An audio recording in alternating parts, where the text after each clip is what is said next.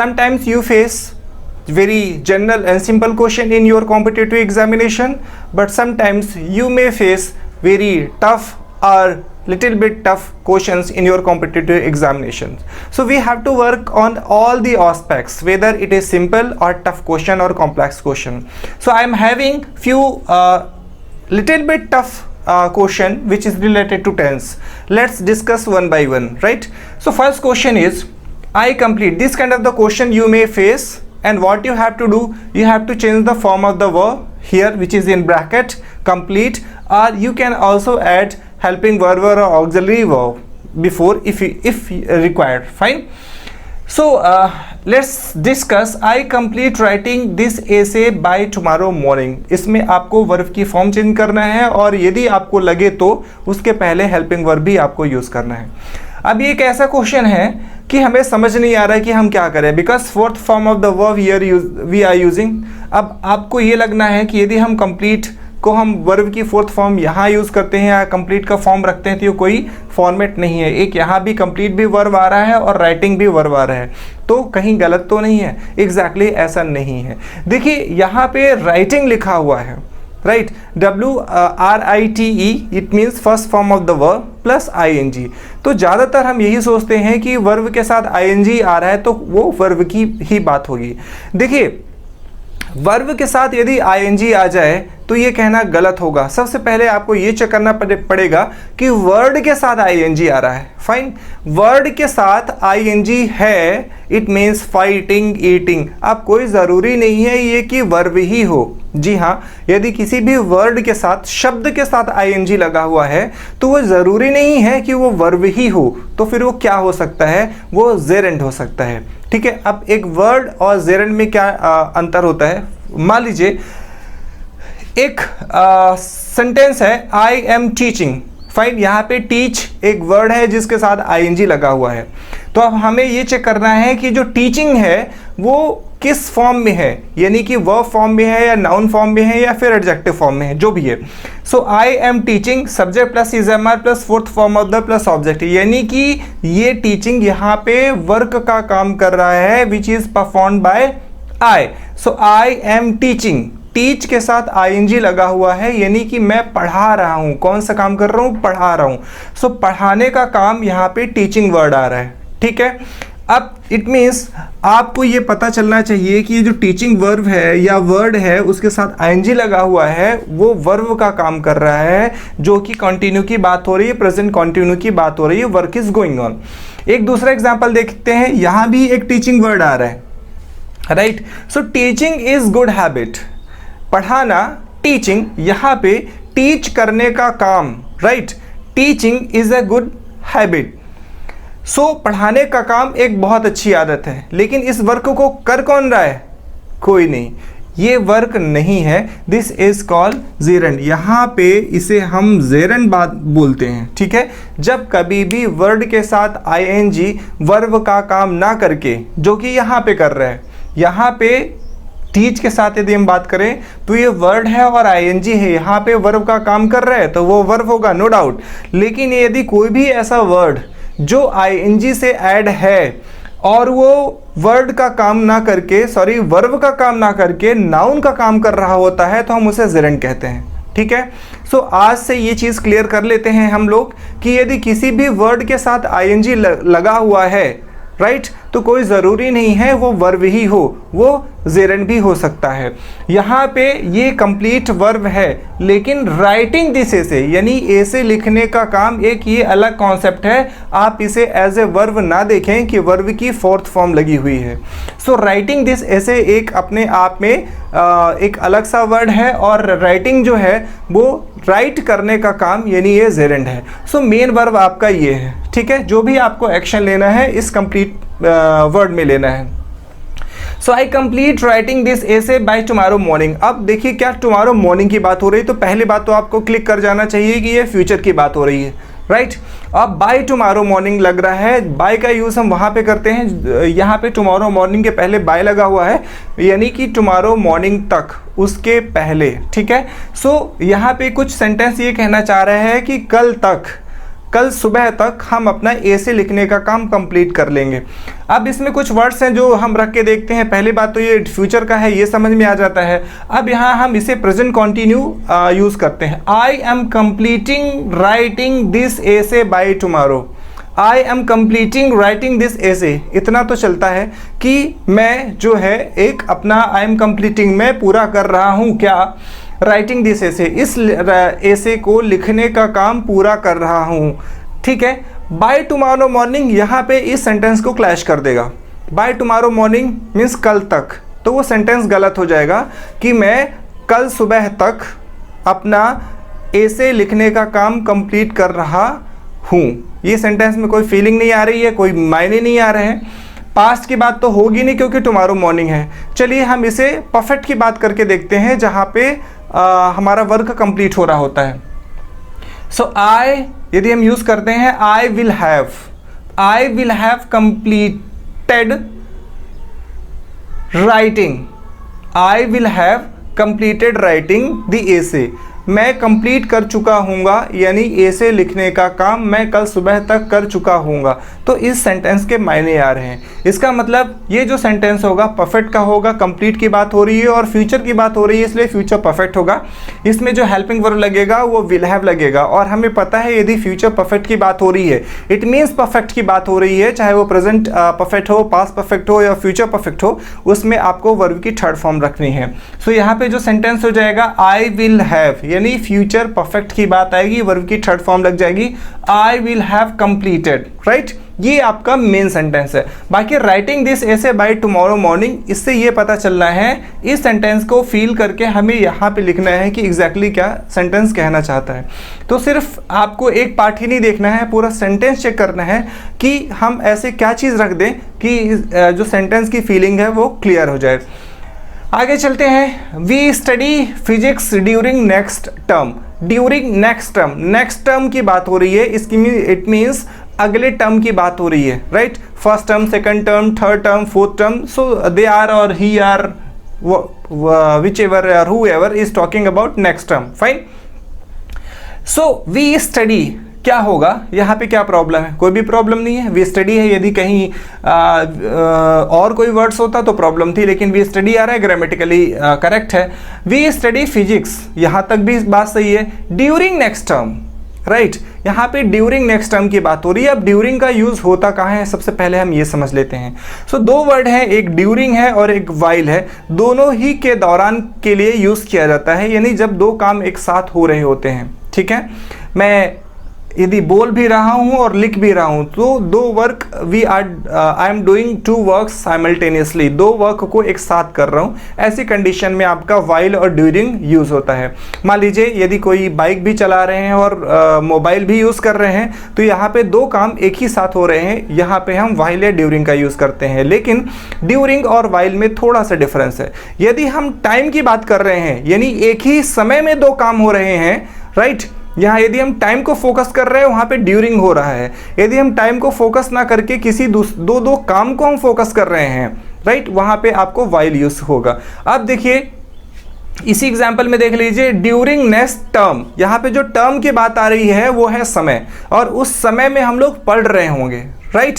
सो वहाँ पे ड्यूरिंग लगेगा। हम समय, उस समय की बात कर रहे हैं, नेक्स्ट टर्म की बात कर रहे हैं, we are talking about time, और उस समय के दौरान यदि कोई काम हो रहा है तो वहाँ पे ड्यूरिंग हो जाएगा, राइट। और यदि दूसरे काम के दौरान पहला वाला काम हो रहा है, जैसे एक एग्जाम्पल हम लोगों ने लिखा है, डोंट यूज मोबाइल, यानी मोबाइल का इस्तेमाल मत करो वाइल राइडिंग बाइक। अब यहाँ पे समय से कोई लेना देना नहीं है, दो काम एक साथ है, क्या, using mobile and riding bike.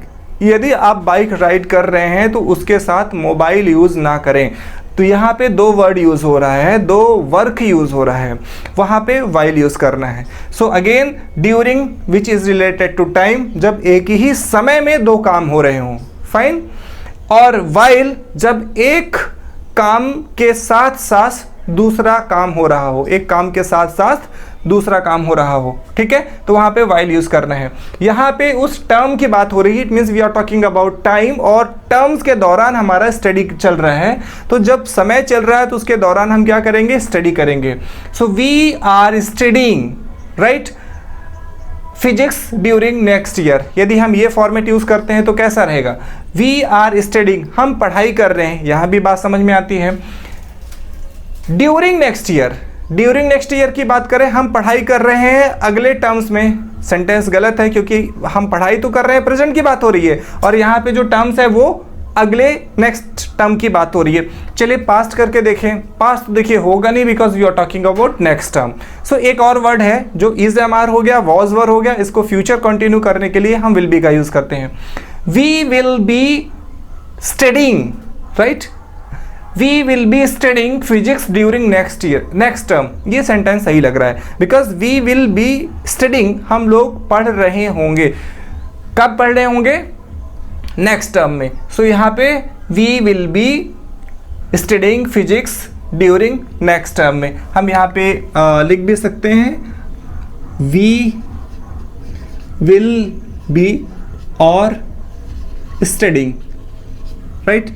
यहाँ पे क्या हो जाएगा, वी विल हैव कंप्लीटेड, हम वर्ब की थर्ड फॉर्म यूज कर रहे हैं, फ्यूचर परफेक्ट का सेंटेंस है ये।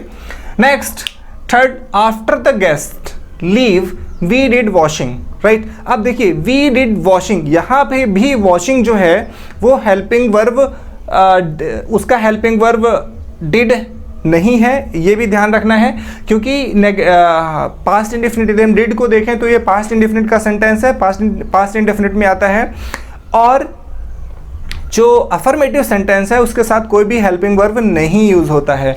सो यदि ये नेगेटिव होता वी डिड नॉट, तो वहाँ पे ये डिड हेल्पिंग वर्ब का काम करता। एक्चुअली ये डू का फॉर्म है, subject plus second form of the verb, यहाँ पे सब्जेक्ट है और second form of the verb do की जगह पे डिड यूज हो रहा है। So we did washing. अब यहाँ पे वॉशिंग, जब ये वर्ब यूज हो रहा है तो ये जो वॉशिंग है वो भी जेरेंड है, ना कि वर्ब, क्योंकि यहाँ पे ये वर्ब का काम नहीं कर रहा है, वो नाउन का काम कर रहा है। सो आफ्टर द गेस्ट, जब कभी भी ऐसे सेंटेंस आए, इनका कहना है, इस सेंटेंस का जो फीलिंग है, आफ्टर द गेस्ट लीव, जब हमारे गेस्ट चले गए तो हमने वॉश किया या कपड़े साफ किए, कुछ भी हम यूज कर सकते हैं, right.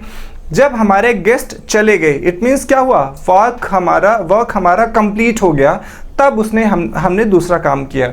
So after the guest had left यहाँ पे यूज होगा क्योंकि वर्क हमारा पहला वर्क जब कंप्लीट हो गया, पूरी तरीके से कंप्लीट हो गया, तब हमारा सेकेंड वर्क यूज हुआ। सो यहाँ पे after the guest had left हो जाएगा, वर्ब की थर्ड फॉर्म लग जाएगी, लीव है, left, after the guest had left, right. उनके जाने के बाद वी डिड वॉशिंग, हमने वॉश किया, fine. Next, we finish shopping before it started raining. यहाँ पे we finish shopping before it started raining, मतलब हमने जो शॉपिंग थी उसको कंप्लीट कर लिया। कब कंप्लीट कर लिया, बारिश होने के पहले, कुछ ऐसा सेंटेंस आ रहा है। तो started second form of the verb use हो रहा है, raining again here, the raining is also not a fourth form of the verb, that is gerund, right. So before it started, before का means होता है पहले और after का बाद में, फाइन। बिफोर, बी मीन्स होना, फोर मीन्स पहले, ये दोनों ही अलग अलग, यदि हम इनको सेपरेट करें तो वर्ड हो जाता है बिफोर। बी मीन्स होना और फोर मीन्स पहले। So before it started raining, right, rain start होने के पहले। सो वी फिनिश्ड शॉपिंग, यहाँ पे ये second form of the verb हो जाएगा, वी फिनिश्ड, हमने फिनिश कर लिया क्या, shopping. Again I am repeating, this is shopping is not fourth form of the verb, this is word with ing, but not this word is verb, this word with ing is gerund, fine. यानी कि shopping करने का काम, shopping, बाजार जाने का काम या फिर सामान खरीदने का काम शॉपिंग में। कुछ लोग होते हैं जो शॉपिंग को मार्केटिंग कहते हैं, वो इनकरेक्ट सेंटेंस है, ये चीज़ भी मैं बता दूं। मार्केटिंग और शॉपिंग दोनों ही अलग अलग वर्ड हैं। यदि आप शॉपिंग बोलते हैं इसका मतलब you are going to market a bazaar and you are trying to get few things on the behalf, you are giving money, fine. यदि आप मार्केटिंग की बात कर रहे हैं, मार्केटिंग एक मैनेजमेंट वर्ड्स है। मार्केटिंग का मतलब होता है to go to the market, identify the need of the customer, making product and deliver the same. यानी कि अपने प्रोडक्ट को बताना, अपने प्रोडक्ट के बारे में जानकारी देना और कस्टमर्स के पास जाना, उनकी जो नीड्स हैं, रिक्वायरमेंट्स है, उसको आइडेंटिफाई करना, उसके अकॉर्डिंगली प्रोडक्ट को प्रिपेयर करके लोगों तक पहुंचाना, this is called marketing. So marketing is incorrect word if you are trying to get few things from market, right. So we finished shopping before it started raining. दोनों ही आपका past indefinite का sentences है. There are no taxi available, right. एक word को मैं बता दूं, ये टैक्सी तो टैक्सी जो हायर होती हैं किराए से. यदि हम मेट्रोपॉलिटन सिटी में जाएं तो जो कार किराए से चलती हैं, जैसे अपने यहाँ ऑटो चलते हैं, वहाँ हम उसे टैक्सी के फॉर्म में बोलते हैं, ठीक है. सो एक वर्ड होता है अवेलेबल, यहाँ हम इसे बोलते हैं अवेलेबल, राइट. अवेलेबल ये इनकरेक्ट वर्ड है. एक्चुअली ये दो वर्ड से बना हुआ है. The first one is avail and another one is able, या एबल भी इसे बोल सकते हैं. सो अवेल मीन्स होता है प्राप्त करना, टू गेट. एबल मीन्स योग्य, राइट. सो अवेल अबल ना कि अवेलेबल. इसका जो प्रोनाउंसिएशन होता है उसे हम जो बोलते हैं available. There is no level, right. This is avail plus available, right.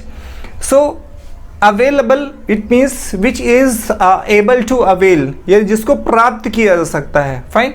So there are no taxi available, वहाँ पे कोई भी टैक्सी उपस्थित नहीं थी या प्राप्त नहीं की जा सकती थी. बिकॉज क्योंकि the drivers go on strike lately, बाद में वहाँ पे जो ड्राइवर थे वो स्ट्राइक में चले गए थे. सो द टैक्सी ड्राइवर्स, सबसे पहले तो ड्राइवर्स की बात हो रही है, इट मीन्स प्लूरल नंबर की बात हो रही है, वर्क कंप्लीट हो गया है, ठीक है. सो ड्राइवर्स हैव या हैज़, दो ऑप्शन हो सकते हैं. तो ड्राइवर के साथ चूंकि प्लूरल से बात हो रही है इसलिए वहाँ पे हैव लगेगा. ये परफेक्ट की बात हो रही है क्योंकि हमें देखिए स्ट्राइक पहले हुई, उसके बाद हमें टैक्सी नहीं मिली. फाइन. इसका मतलब क्या हुआ कि टैक्सी ड्राइवर्स का स्ट्राइक में जाने का काम पहले कंप्लीट हो चुका था, ठीक है. उसके बाद हमें टैक्सी नहीं मिली. यदि हमें पहले टैक्सी मिल जाते तो इसका मतलब ये होता कि अभी ड्राइवर स्ट्राइक पे नहीं गए हैं. फाइन. अब मुझे यदि टैक्सी नहीं मिली, there are no taxi available, वहाँ पे कोई भी टैक्सी अवेलेबल नहीं थी, इसका क्या मतलब होता है कि ड्राइवर पहले ही स्ट्राइक में जा चुके हैं, यानी वो काम कंप्लीट हो चुका है. Fine. So there are no taxi available because the drivers, इसलिए वो परफेक्ट की बात होगी. फाइन. बीते हुए समय की बात होगी. सो ड्राइवर्स परफेक्ट की बात कर रहे हैं तो गॉन वर्ब की थर्ड फॉर्म लगेगा, और जा चुके हैं इसलिए ड्राइवर्स यहाँ पे हो जाएगा have gone on strike lately, right. Strike के लिए इन स्ट्राइक नहीं, एट स्ट्राइक नहीं, बल्कि एक प्रीपोजिशन जो होता है वो ऑन यूज होता है, ऑन स्ट्राइक.